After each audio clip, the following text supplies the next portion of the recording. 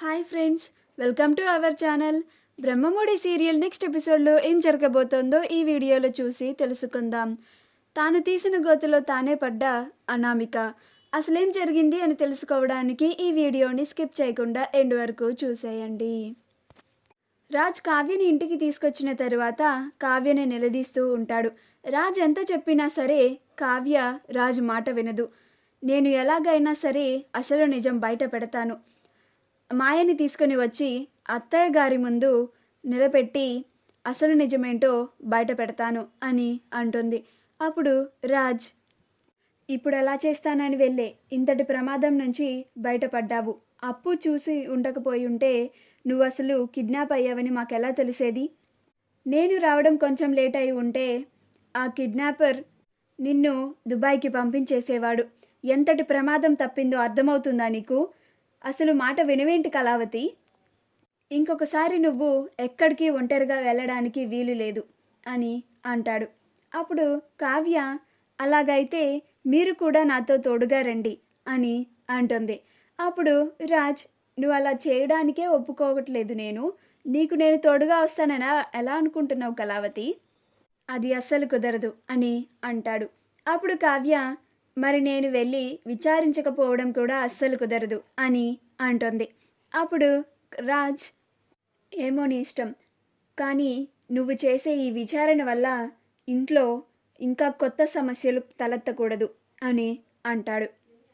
అలా రాజ్ కావ్యలిద్దరూ నిద్రపోతారు.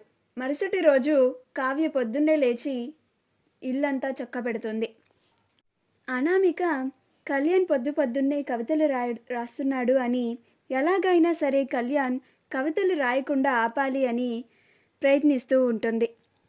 అలా అనామిక, నేను నిన్న చేసిన పనికి నేను ఇంకా కవితలు రాయడం ఆపను అని భీష్మించు కూర్చున్నాడు అని అనుకుంటూ ఉంటుంది. అలా అనామిక ఆలోచనలో పడిపోతుంది. అప్పుడే అటువైపు రుద్రాణి వస్తుంది. రుద్రాణి వచ్చి అనామికని, ఏంటనామిక, ఏదో ఆలోచిస్తున్నట్టున్నావు అని అంటుంది. అప్పుడు అనామిక, ఏం ఆలోచిస్తున్నాను ఆంటీ? కళ్యాణ్ గురించే ఆలోచిస్తున్నాను. కళ్యాణ్ మునుపటిలాగా ఆఫీస్కి వెళ్ళను అంటున్నాడు, కవితలే రాసుకుంటాను అంటున్నాడు. పైగా నా ప్రవర్తన అస్సలు నచ్చడం లేదు. మీరు చెప్పినట్లుగానే మా అమ్మా నాన్నలని పిలిపించి పంచాయతీ పెట్టించాను. అయినా సరే కళ్యాణ్ మారలేదు. ఇంకా గట్టిగా నేను ఇంకా ఆఫీస్కి వెళ్ళను అని చెబుతున్నాడు. పైగా నిన్న తనని పంచాయతీలో నుంచోపెట్టానని నా మీద తనకి చాలా కోపంగా ఉంది. మీరే విన్నారు కదా నిన్న ఎంత మాట అన్నాడో. నన్ను ఇంకా క్షమించడేమో అనిపిస్తుంది ఆంటీ అని అంటుంది. అప్పుడు రుద్రాణి, నాకు కావాల్సింది కూడా కళ్యాణ్ కవితలు రాసుకుంటూ ఉండడమే కదా అని అనుకుంటూ ఉంటుంది. నువ్వు ఫీల్ అవ్వకు అనామిక, కళ్యాణ్ మళ్ళీ నీతో చాలా మంచిగా ఉంటాడు. కళ్యాణ్ మళ్ళీ ఆఫీస్కి వెళ్తాడు అని అంటుంది.